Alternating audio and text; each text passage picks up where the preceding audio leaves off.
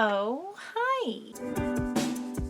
This week I have another quick project for you, but one I literally ran home to make because I am so excited about having one of these and having an excuse to use it more so, which is a little collapsible dice tray. I'm finally playing proper D&D campaign with some people I really like. These are just the prettiest dice, and they're the only set that I have, and they feel very special, and they also feel very me. And yeah, it's just really nice having my own dedicated set. I'm gonna make a matching little dice bag for them. I have a couple different bag tutorials that I've posted in the past that would work for this. I'm trying to come up with a different, almost modular situation because I assume I will continue collecting paraphernalia, accoutrement. I would like to keep it all in one place so I'm not constantly losing everything. So if you have any thoughts, and also if you have a character that you really like or you've played in the past and you had really fun stuff, like tell me your D&D stories, please. I'm still learning so much in the throes of like novelty, excitement, nuance. If anyone's curious, I'm playing a dragonborn rogue and I'm very excited about it. Oh, and it's an emerald gem dragon, so I get to wreck people's shit psychically. Anyways, on to the make. I happen to have some vinyl scraps. I recently used some to make a little bag, though I didn't melt it this time. Are you proud of me? I just cut out an 8x8 square. I think in future I might make it a little bit bigger. This is what it turned into with how far in I did these little snaps. You could probably also shimmy these a little closer to the edge. All things to tweak to your own customization. Then I loosely cut out this really fun galaxy fabric I got a long time ago. I can't not like dual tone galaxy print. Unfortunately, the store I bought it from was Martin's House of Cloth, and they closed down a couple years ago, and that was my favorite place to go get fabric. So if you're in the New England area and you have small fabric shop suggestions for me, please let me know. I haven't been into Boston in a minute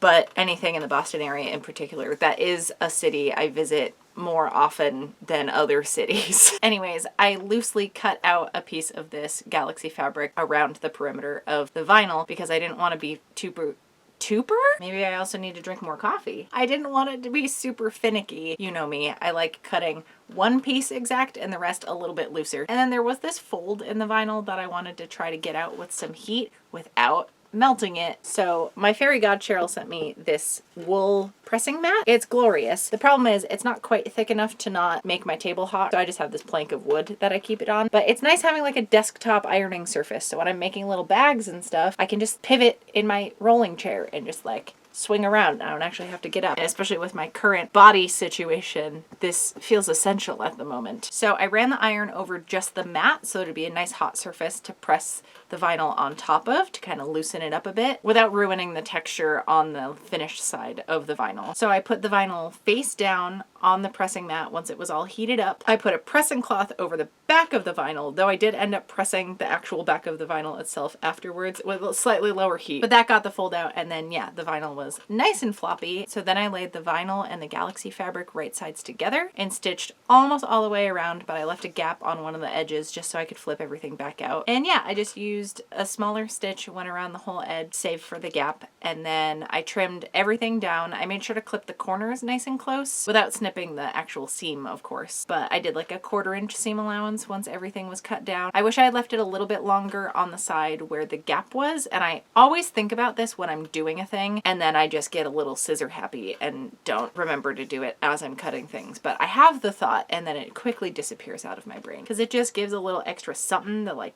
tuck in, and trimming it so close caused me a little bit of an issue, but I was able to course correct, and I'll show you what I did for that in a second. But yeah, once that was all sewn together, it was time to flip it right sides out, so I just made sure to turn the corners. So then yeah, everything's really puffy because the materials don't want to lay flat together, so I did do a round of top stitching and I made sure to close up the gap. Like I said, I wish I had left a bigger seam allowance because even though I stitched fairly close to the edge, I didn't tuck the galaxy fabric in enough, so it was a little free hanging, and with some use I didn't want it to start fraying, so I did go and do a second round of top stitching. So that's why there's that other row very close to the edge. I was initially just gonna do the one that's a little lower, but I don't think it looks bad. I actually think it looks really nice, you know, happy accident. Anyways, once I finished the edge top stitching, I realized that the two layers were still kind of puffing away from each other, so then I thought maybe if I do a square on the middle of the box and just did like decorative top stitching almost, that would help with that puffing. There's still a little bit, but it's not as bad as it had been. I took a ruler, measured in 1.25 inches, and then just laid some washi tape, which is like a temporary paper-based tape. Perfect for this, and something I want to play around with in the future as far as doing decorative stitching on the inside of something like this, because this came out better than I was expecting, having not ever fucked with something like this before. So yeah, I just measured all sides in, and then I trimmed the corners and just used the edge of the tape as a guide for my presser foot, and did a little stitch that ended up being about 1 inch in from the edge. And it just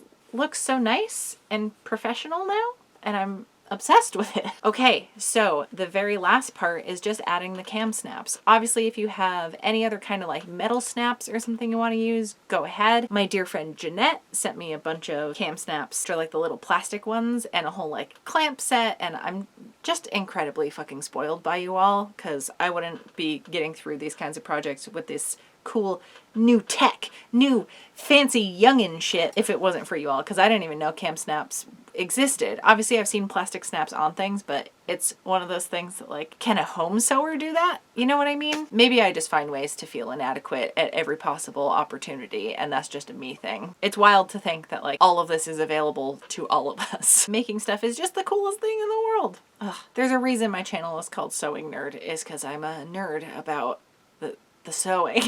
And I'm making a dice tray for a D&D campaign I'm playing.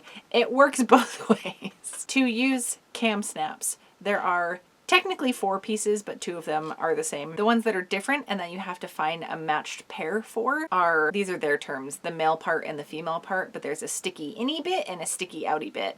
And you gotta make sure each connection you're making has one of each side. It comes with this little clamp guy and an awl, like a little pokey tool, if we're using technical terms. And I wanted to line up where I was punching through both layers just by folding the tray in half. Having this second box stitch actually made it really easy to like make everything look nice and even and find the center point to line everything up. So I also took a ruler, measured in 1/2 inch, and just kind of eyeballed where the center point was between the 2 rows of top stitching and poked the awl through there, making sure to go through all the layers, and this way it makes sure the holes are lined up with each other. So this is just the easiest way for me to do it. So then I happened to have some matching blue dragons. There were only 4, so I had to also get just like a plain blue to accompany the other side. So the flat cap sides are all on the outside. So it laid flush against the vinyl, and the little prong poked through the galaxy side. And then I took one of the pieces, you just get to pick either the innie or the outie, fit that around the prong, and then you take